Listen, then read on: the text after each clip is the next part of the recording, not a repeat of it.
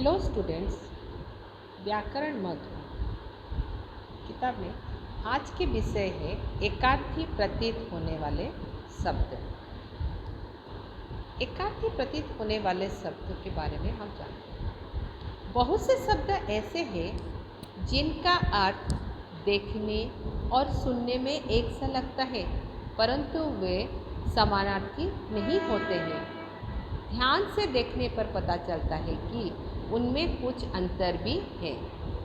इनके प्रयोग में भूल ना हो, इसके लिए इनकी अर्थ भिन्नता को जानना आवश्यक है। देखिए, इस चित्र के माध्यम में गांधारी धृतराष्ट्र की पत्नी थी।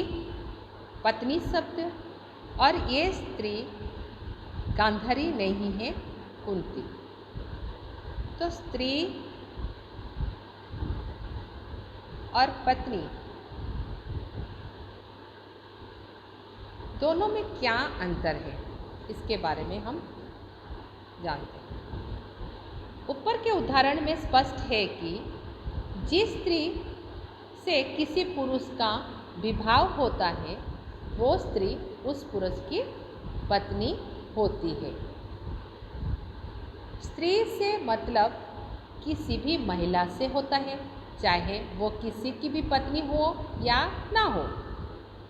पत्नी और स्त्री शब्द भले ही एक जैसे अर्थ वाले लगते हों, मगर एक दूसरे के पर्यायवाची नहीं होते। उनके अर्थ और प्रयोग अलग अलग होते हैं। ऐसे ही शब्दों को एकार्थी प्रतीत होने वाले शब्द कहा जाता है। एकार्थी प्रतीत होने वाले शब्द किसे कहते हैं? परिभाषा लिखिए। यदि कोई पूछे आपको परिभाषा, जो शब्द एक दूसरे से मिलते जुलते अर्थात एक जैसे लगने वाले अर्थ रखते हैं, मगर उनके अर्थ और प्रयोग अलग अलग होते हैं, उन्हें एकार्थी प्रतीत होने वाले शब्द कहते हैं। कुछ उदाहरण इस प्रकार हैं, देखिए। अधिक और पर्याप्त शब्द, दोनों अर्थ में क्या अंतर है?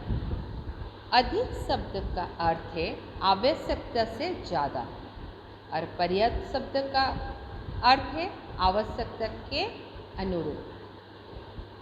अनिवार्य और आवश्यक। अनिवार्य, जिसके बिना कार्य संभव ना हो। आवश्यक, जरूर। अमूल्य और बहुमूल्य, दोनों में क्या अंतर है?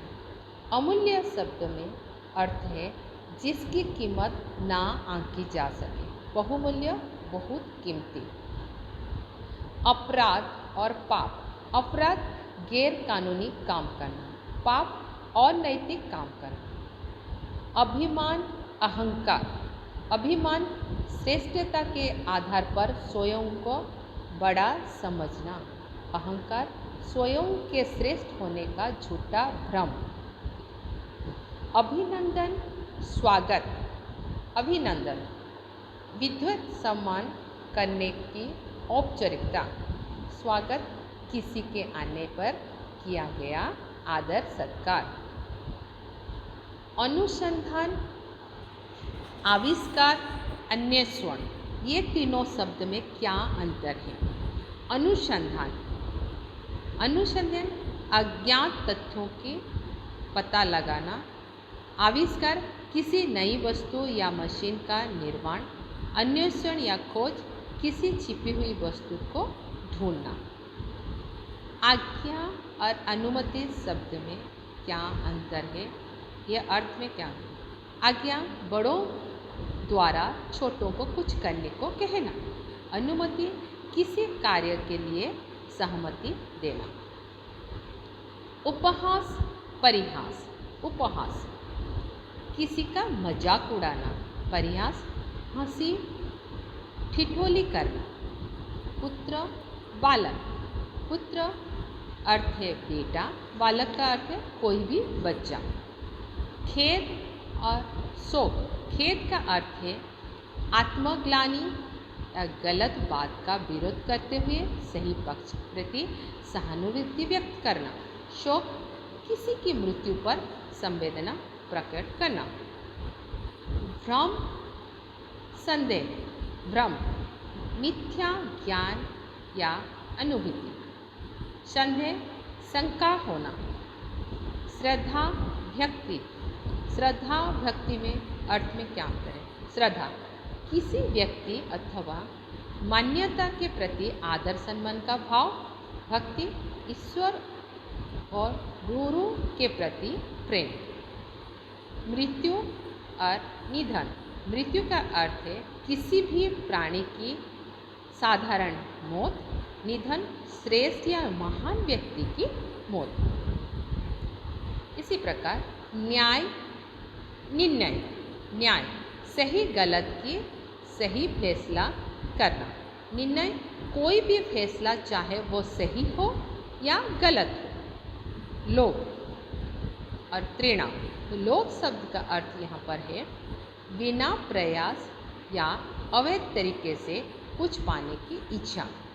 तृणा, और अधिक पाने की तीव्र लालसा। ये शब्द सुनने में जैसे अलग है परंतु लगता है अर्थ समान है ऐसे, बट क्या अर्थ में अंतर है हम इसमें बता रहे हैं। तृप्ति, ग्लानि। तृप्ति, इच्छा की पूर्ति पर संतुष्टि का भाव। ग्लानि, अनुचित कार्य पर पछतावे की भावना। लज्जा, ग्लानि और लज्जा। ग्लानि, अनुचित कार्य पर पछतावे की भावना। लज्जा, सम्मान के कारण उत्पन्न संकोच भावना। कष्ट, क्लेश। कष्ट अर्थ है सभी प्रकार की शारीरिक पीड़ा। क्लेश, मानसिक अशांति। सुख, आनंद। सुख, कष्टों से मुक्त स्थिति। आनंद, आत्मिक शांति से उत्पन्न संतुष्टि या सुख की भावना। सहयोग, सहायता। सहयोग का अर्थ है किसी कार्य में परस्पर सहभागिता की भावना। सहायता, एक के द्वारा दूसरे की मदद। प्रणाम, नमस्कार, गुरुजनों या बड़ों के लिए। नमस्कार, समान आयु वालों के लिए। आदि और व्याधि। आदि अर्थ है मानसिक कष्ट, व्याधि शारीरिक कष्ट। Thank you.